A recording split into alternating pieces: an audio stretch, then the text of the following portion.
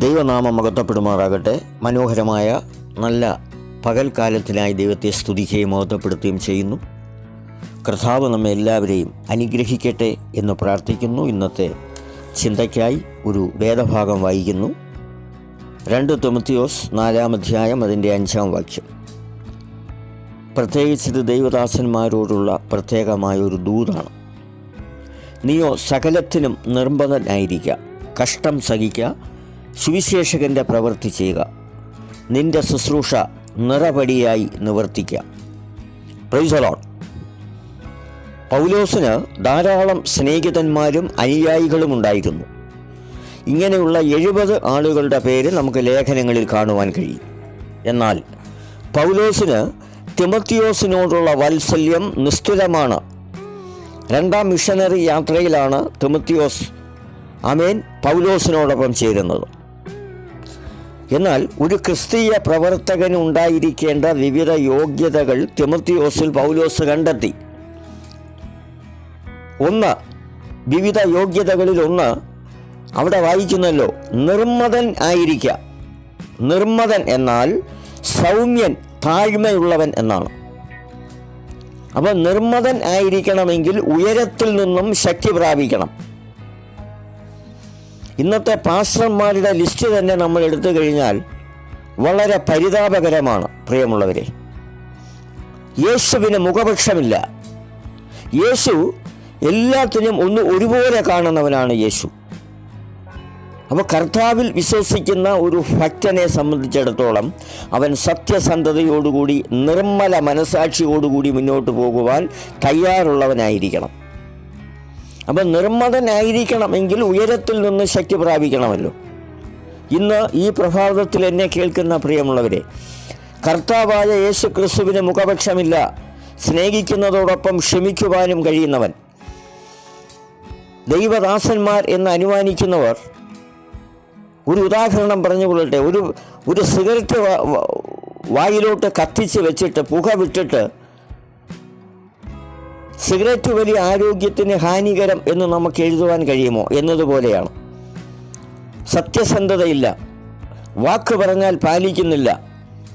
ഞാൻ നിനക്ക് തരാം, നിന്നെ ഞാൻ മാനിക്കാം, നിനക്കായി പ്രാർത്ഥിക്കാം എന്നൊക്കെ വാക്ക് പറയും. പക്ഷെ അതെല്ലാം വെള്ളത്തിൽ വരച്ച വര പോലെയാണ് ഇന്ന് മാറിക്കൊണ്ടിരിക്കുന്നത്.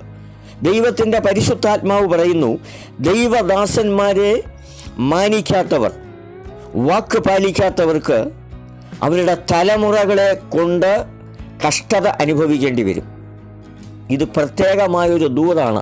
ഏറ്റെടുക്കണം എന്നുള്ളതാണ് ഇന്ന് പ്രഭാതത്തിൽ എനിക്ക് പറയുവാൻ ഉള്ളത്. അപ്പോൾ ഒരു നിർമ്മല മനസാക്ഷിയോടുകൂടി മുന്നോട്ട് പോകുവാൻ കഴിയുന്നില്ലെങ്കിൽ ഒരിക്കലും താങ്കൾ ഒരു ശുശ്രൂഷകനല്ല.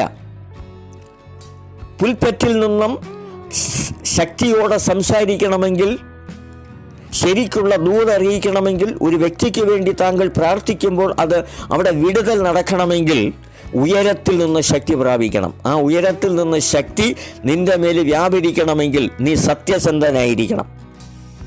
നിന്റെ വാക്കുകളിൽ പ്രൈസ് ദി ലോർഡ് ഒരു ദൈവ ചൈതന്യം ഉണ്ടായിരിക്കണം. 2, കഷ്ടം സഹിക്കുക.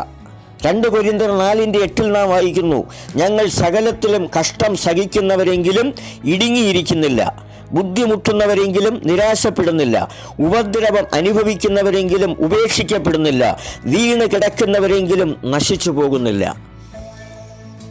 ദൈവനാമത്തിനു വേണ്ടി ദൈവത്തിൻ്റെ കൽപ്പനകൾ പ്രമാണിച്ച് മുഴങ്കാലികളെ മടക്കി മുട്ടിൽമേൽ നിന്ന് കരഞ്ഞ് പ്രാർത്ഥിച്ചിട്ട് കടന്നു വരുന്ന അനേക ദൈവത്തിൻ്റെ ദാസന്മാരുണ്ട്. അപ്പോൾ യഥാർത്ഥമായ ദൈവദാസന്മാരെ മനസ്സിലാക്കുവാൻ നമ്മുടെ ജീവിതത്തിൽ ഇടയാകണം. ഒരു റൂട്ടിൽ സൂപ്പർ എക്സ്പ്രസ് പോകും, സൂപ്പർ ഫാസ്റ്റ് പോകും, ഡീലക്സ് പോകും, ഓർഡിനറി പോകും. സ്വർണം ഒന്നാണ് എങ്കിലും പണി പലതാണ്. ഇന്ന് പകൽ എനിക്ക് പറയുവാനുള്ളത്, വിവേചന വരം നമ്മൾക്ക് ആവശ്യമാണ്. പല ദൈവദാസന്മാരുടെ ജീവിതത്തിലും വിവേചന വരമില്ല. ഒരാളെ ഒറ്റ നോട്ടത്തിൽ കാണുമ്പോൾ അവൻ ഏത് ക്വാളിറ്റിയിൽപ്പെട്ടവനാണെന്ന് മനസ്സിലാക്കുവാനുള്ളൊരു കൃപ നിനക്ക് വേണമെങ്കിൽ നീ ഉയരത്തിൽ നിന്ന് ശക്തി പ്രാപിച്ചേ മതിയാകൂ.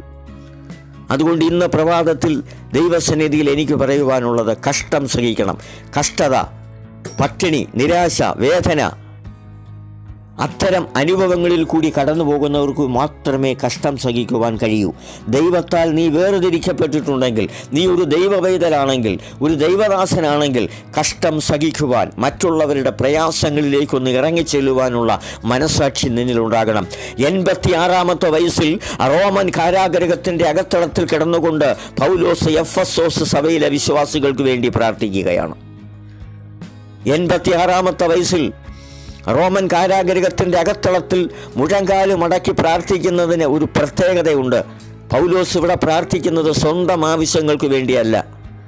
ഈ കാരാഗൃഹത്തിൽ നിന്ന് എന്നെ വിടിവിക്കണമേ എന്ന് പറഞ്ഞുകൊണ്ടല്ല പൗലോസ് പ്രാർത്ഥിക്കുന്നത്. പിന്നെയോ 3 സംവത്സരം കഷ്ടതയോടുകൂടി പ്രതിസന്ധികളെ അതിജീവിച്ച് പട്ടിണി കിടന്ന് ചാട്ടവാറ് അടിയേറ്റ് പ്രതിസന്ധികളെ അതിജീവിച്ചുകൊണ്ട് നേടിയെടുത്തൊരു സഭയുണ്ട് എഫെസോസിൽ.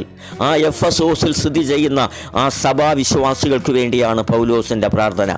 പണത്തിന് വേണ്ടിയല്ല, സ്വോത്രകാഴ്ചയ്ക്ക് വേണ്ടിയല്ല. സഭാവിശ്വാസികളെ സ്വാധീനിച്ചിട്ട് വിസിറ്റിങ്ങിന് വരുന്ന പാസ്റ്റർമാർക്ക് നീ ഒന്നും കൊടുക്കരുത് എന്ന് പറഞ്ഞുകൊണ്ട് ഉപകാരം ചെയ്യുന്നവരെ, അവരെ മനസ്സ് മാറ്റുന്ന ഒരു പ്രവണതയല്ല നമുക്കുണ്ടായിരിക്കേണ്ടത്. പൗലോസിൻ്റെ ജീവിതത്തിൽ അങ്ങനെയില്ലായിരുന്നു. ഇന്ന് പകൽക്കാലം കഷ്ടതയോടുകൂടി പ്രതിസന്ധികളെ അതിജീവിച്ച് സുവിശേഷ വേല ചെയ്യുവാനുള്ള ഒരുക്കം നിനക്ക് വേണം. അതാണ് കഷ്ടം സഹിക്കണമെന്ന് പൗലോസ് പറയുന്നത്. 3 സുവിശേഷകൻ്റെ പ്രവൃത്തി ചെയ്യുക. സുവിശേഷകൻ്റെ പ്രവൃത്തി ചെയ്യണമെങ്കിൽ ആദ്യം ഞാൻ ഓർമ്മിപ്പിച്ചല്ലോ, ഉയരത്തിൽ നിന്ന് ശക്തി പ്രാപിക്കണം, മുഴങ്കാലുമടക്കണം, മുട്ടിൽമേൽ നിന്ന് കരയണം. എങ്കിൽ മാത്രമേ ആ അനുഭവം നിന്നിൽ ഉണ്ടാകുകയുള്ളൂ. അപ്പോൾ സുവിശേഷകൻ്റെ പ്രവൃത്തി ചെയ്യണമെങ്കിൽ എന്താണ്? ഇതിന് യേശു ക്രിസ്തുവിൻ്റെ മനസ്സുള്ളവരായിരിക്കണം. യെശയ്യാ പ്രവാചകൻ്റെ പുസ്തകം 61-ാം അധ്യായം അതിൻ്റെ 1-2 വാക്യങ്ങൾ വായിക്കുമ്പോൾ അത് നമ്മൾക്കവിടെ മനസ്സിലാകും. ഒരു അഭിഷേകം നിന്നിലുണ്ടെങ്കിൽ, അഭിഷേകത്തിൻ്റെ ശക്തി ഉണ്ടെങ്കിൽ മാത്രമേ സുവിശേഷ പ്രവൃത്തിയിൽ വിശ്വാസം പ്രാപിക്കുവാൻ കഴിയുകയുള്ളൂ. ആയതിനേക്കാൾ ഇന്ന് പ്രഭാതത്തിൽ ദൈവത്തിൻ്റെ കരുത്തിൽ ഏൽപ്പിച്ചുകൊണ്ട് ആ തിമോത്തിയോസിനെ പോലെ ആമേൻ ഉത്തമ സാക്ഷ്യമുള്ളവനായി മാറണം. 4-മത് ഉത്തമ സാക്ഷ്യമുള്ളവനാകണം. തിമോത്തിയോസ് സാക്ഷ്യമുള്ളവനായിരുന്നു. ഈ കാലഘട്ടം പ്രിയമുള്ളവരെ മാനസിക തകർച്ചയിൽ കഴിയുന്ന തലമുറയാണ് ഇന്നത്തെ തലമുറ. Price the Lord. ആയതിനാൽ ഇന്ന് ഈ സമയം ദൈവത്തിൻ്റെ വാക്കുകൾ അല്ലെങ്കിൽ വാക്കുകൾ ശ്രദ്ധിക്കുന്ന ദൈവപൈതലെ ഒരു മാനസാന്തരത്തിൻ്റെ അനുഭവത്തിലേക്ക് നീ കടന്നു വരണം. ആമേൻ. സഭയ്ക്കെതിരെ വെല്ലുവിളികളുണ്ട്. സുവിശേഷ വിരോധികളാൽ വെല്ലുവിളികൾ ഉണ്ട്. ഈ തലമുറയിൽ യുവാക്കൾ അഭിമുഖീകരിക്കുന്ന വെല്ലുവിളികളുണ്ട്. മനം തകർന്ന തലമുറയാണ് 21-ാം നൂറ്റാണ്ട്. ലോകരാജ്യങ്ങൾക്ക് സ്വസ്ഥതയില്ല, പ്രതിസന്ധിയുടെ നടുവിലായിരിക്കുന്നു. മത്തായി എഴുതിയ സുവിശേഷം 24-ാം അധ്യായം വായിക്കുക. 1 തിമോത്തിയോസ് 3-ാം അധ്യായം. ഈ വാക്യങ്ങളിലൊക്കെയും ആമേൻ അത് അവിടെ ഈ പറഞ്ഞ കാര്യങ്ങൾ വ്യക്തമാക്കുന്നു. ഈ പ്രഭാതത്തിൽ വെല്ലുവിളികളെ അതിജീവിച്ചുകൊണ്ട് ദൈവസന്നിധിയിൽ നിലനിൽക്കുവാൻ കർത്താവ് നമ്മൾക്കൊരു ശക്തി നൽകണം.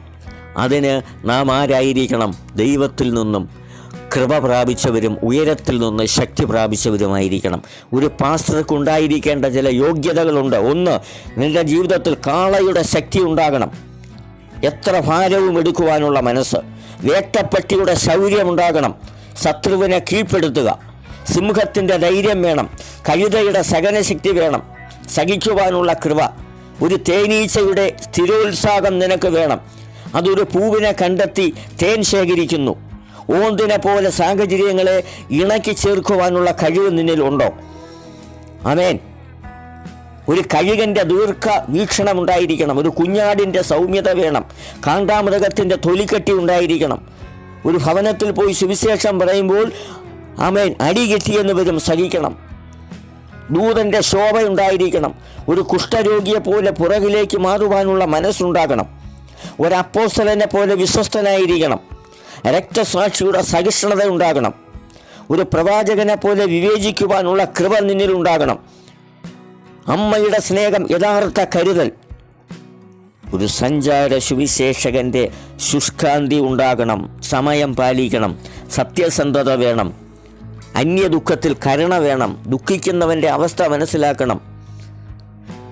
ദൈവവചനം അറിയാം, ദൈവം സ്നേഹമാണ്. സ്നേഹത്തിൽ വസിക്കുന്നവൻ ദൈവത്തിൽ വസിക്കുന്നു.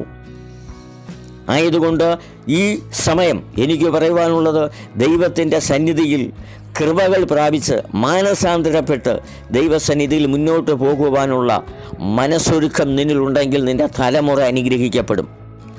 വരും തലമുറകൾ ആമേൻ നശിച്ചു പോകുവാതിരിക്കുവാൻ നിൻ്റെ ജീവിതത്തിൽ ഒരു അന്യ ദുഃഖത്തിൽ കരുണ വേണം, മനസ്സലിവ് തോന്നണം.